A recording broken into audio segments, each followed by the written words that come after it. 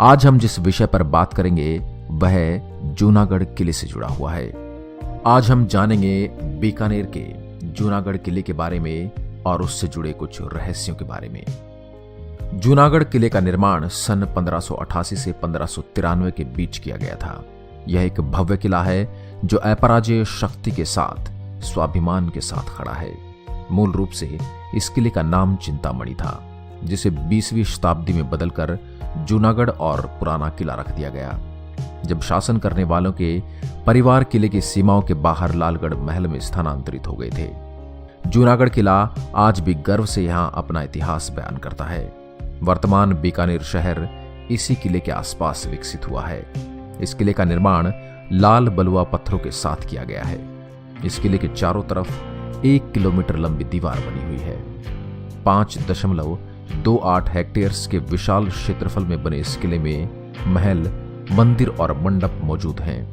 ये इमारतें समग्र संस्कृति और वास्तुकला की शैली को दर्शाती हैं। कहते हैं कि इतिहास में सिर्फ एक बार किसी गैर शासक द्वारा इस भव्य किले पर कब्जा किए जाने के प्रयास का जिक्र होता है। कहा जाता है कि मुगल शासक कामरान जूनागढ़ की गद्दी हथियाने और किले पर फतेह करने में कामयाब हो गया था, लेकिन 24 घंटे के अंदर ही उसे सिंहासन छोड़ना पड़ा।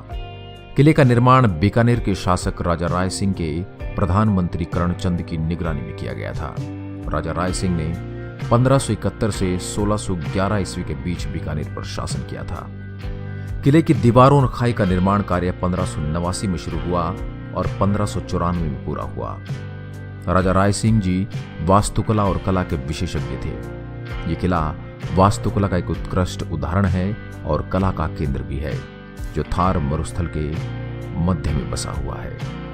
इतिहासकारों के अनुसार इस दुर्ग के पाए की नींव 30 जनवरी 1589 को गुरुवार के दिन डाली गई थी। इसकी आधारशिला 17 फरवरी 1589 को रखी गई थी। इसका निर्माण 17 जनवरी 1594 गुरुवार को पूरा हुआ था।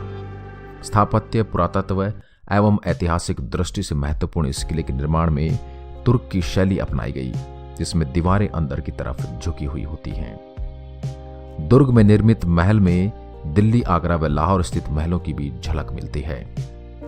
1818 में एक संधि पर हस्ताक्षर करने के पश्चात जूनागढ़ किला ब्रिटिश साम्राज्य के अधीन आ गया, क्योंकि बीकानेर के महाराजा ने जूनागढ़ किले के नवीनीकरण पर भारी निवेश किया था।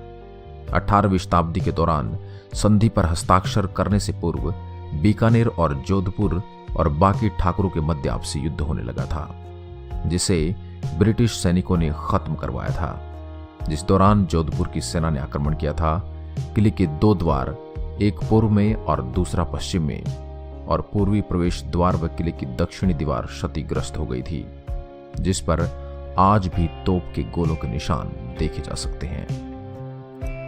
जूनागढ़ किला अनूप महल, गंगा निवास जैसे कई खूबसूरत महल, चंद्र महल, फूल महल, करण महल और शीश महल आदि महलों से घिरा हुआ है।